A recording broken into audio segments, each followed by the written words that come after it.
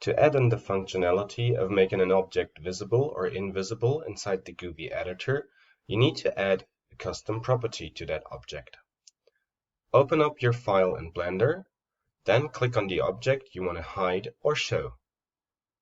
Next, go to the Object tab and add in the custom property. Now we need to rename that property to Visibility. The property value defines if the object will be visible or invisible from the start on. 1 means visible, 0 invisible. Now select your objects you want to export, then go to File, Export, GLTF2.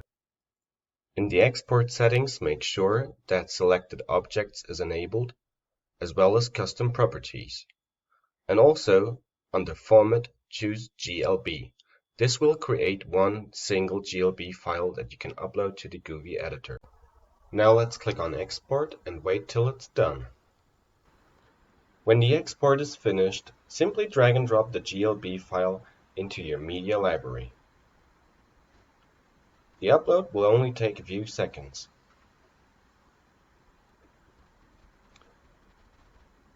When the upload is done, you will see a new icon with the name of the GLB file you just uploaded. Next, go to Govie Projects. Choose a project in the Govie editor. And under Scene and Model, you can choose your GLB file.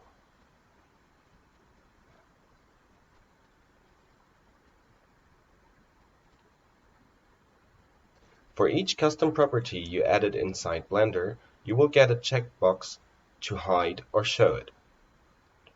Let's try that one out. We added in one for the hood, so you can disable it, then maybe copy the frame and enable it again.